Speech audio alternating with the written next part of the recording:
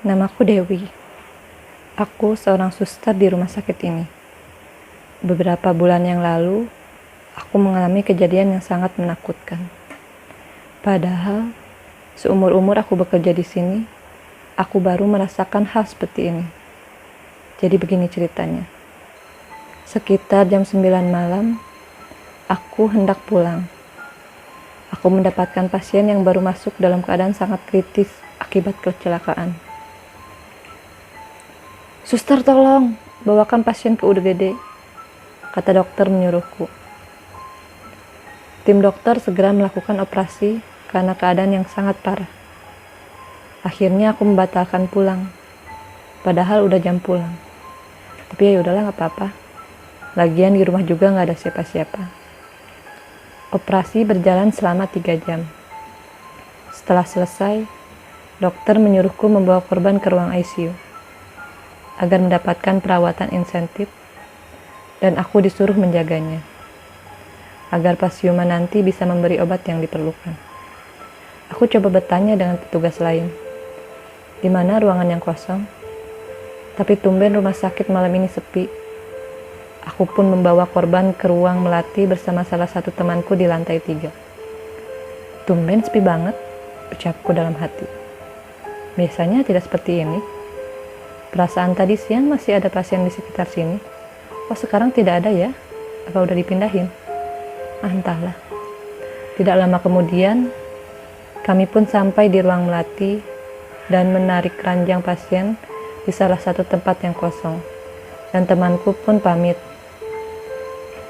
"Dew, aku tinggal dulu ya. Emang kamu berani ngejagain pasien sendiri di sini?" "Beranilah, emang kamu." Aku meyakinkan temanku kalau aku tidak apa-apa tinggal sendirian. Karena kalau sama dia suka repot sendiri.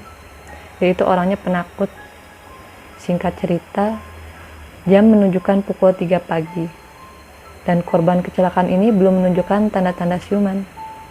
Aku mengecek alat yang dipasang di tubuhnya berjalan dengan baik, gak ada masalah. Ketika aku sedang ngecek alat, tiba-tiba ada suara. Aku menengok ke belakang, dan ternyata tidak ada siapa-siapa di sini. Hanya ada 7 kasur kosong di kamar ini. Setelah mengecek alat, aku kembali duduk dan memainkan HP untuk mengisi kekosongan. Tiba-tiba aku mencium bau melati. Baunya sangat menyengat. Aku pun coba mencari sumber baunya berasal dari mana. Prak! HP-ku jatuh. Aku membungkukkan badanku untuk mengambil HP.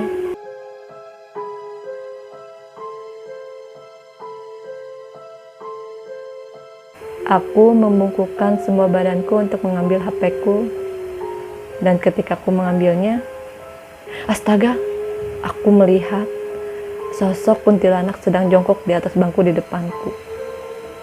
Aku coba memalingkan wajahku dan memiringkan kepalaku, dan aku melihat kuntilanak lagi sedang jongkok di atas kasur. Aku perlahan bangun dan meninggalkan tempat itu. Aku sempat mendengar suara tertawa kerasa dingin dan kaku. Aku tidak bisa bergerak.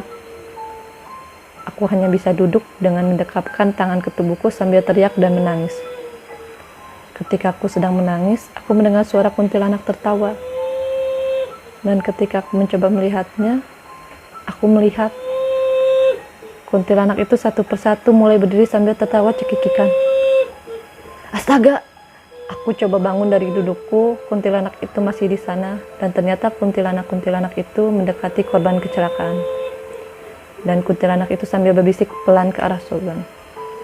"Pergi dari sana, jangan ganggu dia." Astagfirullah, Allahu Akbar, astagfirullah, Allahu Akbar. Aku berteriak sambil berdoa. Akhirnya kuntilanak itu pun pergi dari satu persatu, dan seketika badanku lemas. Tak lama, dokter dan temanku datang menghampiriku di ruangan ini. Mereka bertanya, kenapa aku berteriak-teriak, dan aku pun menceritakan apa yang barusan terjadi. Kata dokter, makanya kalau jagain pasien itu jangan lengah, biar gak digangguin. Kalau jagain pasien, kamu bantuin doa, bacain pasien doa biar cepat siuman. dan biar pasien gak diganggu atau diambil sama mereka. Begitulah ceritaku.